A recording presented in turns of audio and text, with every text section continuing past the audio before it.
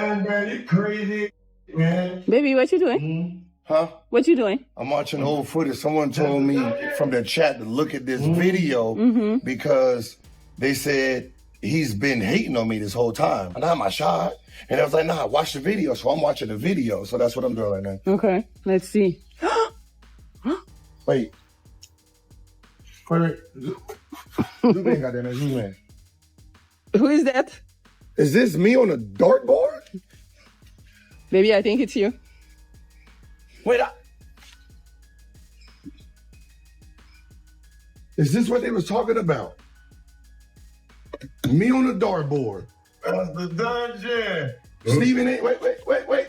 You got a problem with Stephen A. Smith? How am I the main target? How is me, your man's, the main target with darts on his head? You got LeBron James. You hate LeBron James.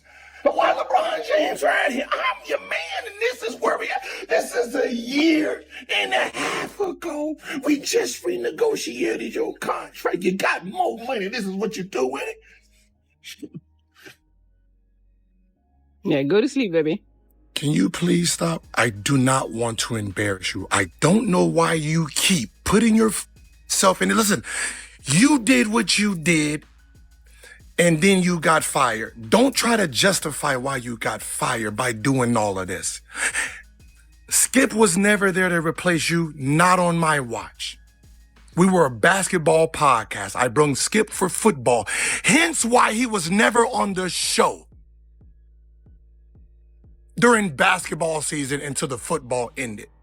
There's a reason they turned their back on me, because they was paying Skip 4 days. You know what 4 days mean? 3 football days, 1 basketball day. We only had 2 basketball days, so that means your was out.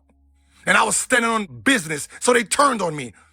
And then what did they do? They went to your soft and put you on the football show. And you want to tap dance on the football show, which then opened the gate for them to be on the basketball show. Now, did they do the basketball show with Skip on Wednesday and Thursday? No, because I wouldn't have been on that show. They did it on Friday. They brung your punk on a Friday to do Gilbert Arenas, which opened it up.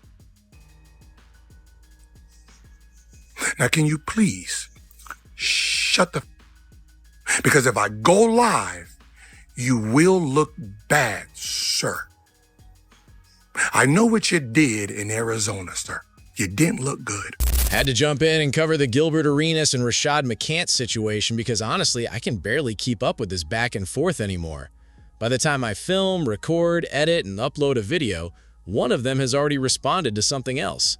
And look, this process takes time, whether people realize that or not.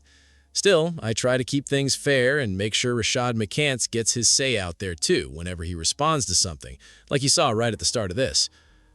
Gilbert fired back at what McCants said, uploading more content, trolling him and calling him out in real time as this online fallout continues to unfold. And a lot of people are asking the same thing. Where is this actually going?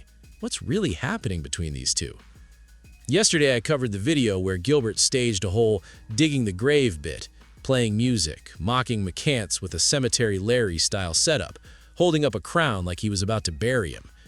Well, McCants responded to that one directly, saying something like, "He tried to replace me because he couldn't face me. LOL, y'all will fall for anything. Kill Bill, too. Go back and watch Paul's shorts." Then McCants responded to another clip circulating online from the 7 p.m. in Brooklyn show, claiming they were trying to fire him because Skip does what he does better. His question back was simple. If that's true, why didn't anyone tell me I was about to get fired? Where was the loyalty? Wasn't it your idea to bring Skip in the first place? Why would they want to get rid of me specifically if I was the only contrarian on the show? You brought in the competition to make things easier on yourself. Then a note surfaced, I'm not sure where it originated, claiming Gil recruited Skip. The idea that we recruited Skip is laughable on so many levels. Gil threw Skip under the bus in a pretty unfair way. It also mentioned something about them golfing every Wednesday, which McCants brushed off, joking that they golfed once and then Gil disappeared. Gil had already clapped back the day before, saying, "Fantasy versus reality. Where should I send your prop box? This is easy. I planned 8 months for my comeback. You're just a side quest. He followed that up with, Rashad, you're telling me you got taken down by Mo, Pat Bev, Boogie, Stephen A., the Baja Club, and Nick Young, and somehow your #1 enemy grinding it out with you? In that same video, Gil added, you might want to slow down, Rashad. I'm trying my best here. Then he got more direct. Josiah, this dude is genuinely ungrateful. He has no idea what we went through this season just to keep your spot. If I wanted to go scorched earth on you, it would actually hurt me to do it. I consider you a solid guy. But blaming me for you picking a side and then getting fired for it? That's not fair.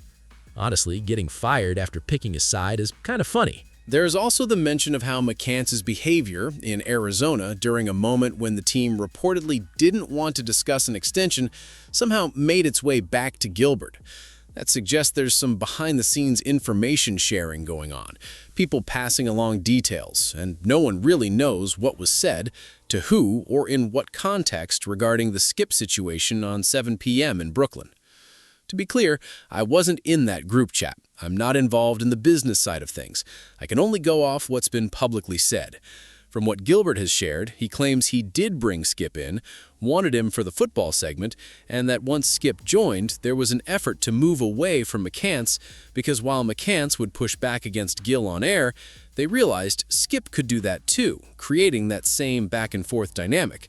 But according to Gil, McCants' tendency to use certain language and curse on air made sponsors nervous, and the thinking became, with Skip in the mix, they could land bigger sponsors and didn't necessarily need McCants in that role anymore. So that's Gilbert's version of events. His response to McCants was essentially, no bro, you chose the other side. I warned you about this guy. We're at odds with him right now. McCants' counter was simple. You never told me they wanted to fire me. At this point, I honestly don't know where these two are headed, but they don't seem to be slowing down. I'll keep you all updated as it develops. As for the Cemetery Larry bit, some people think this whole thing is a promotional play tied to a new show. I'm not so sure about that. Either way, my honest take for Rashad is this. He should have his own YouTube channel at this point, covering sports topics and having these conversations on his own terms. Turn it into your own platform. Give your own takes without anyone telling you what to say. You can do this from anywhere, your home, your car, a studio, your driveway, wherever. People will show up because you already have an audience that knows you and follows what you do over on Gil's Arena. And that's really the biggest lesson here. Audience is everything. Gilbert Arenas had an audience before any of these partnerships happened. The deals just helped him grow it further and bring more people into the mix. If people are already interested in what you're putting out, that's the one thing money can't buy. People who follow you, who respond, who agree or disagree, who actually care. At some point, it makes sense to take that audience and tell your own story from your own platform. But hey, that's just my take. Let me know what you all think in the comments. More videos on this coming soon.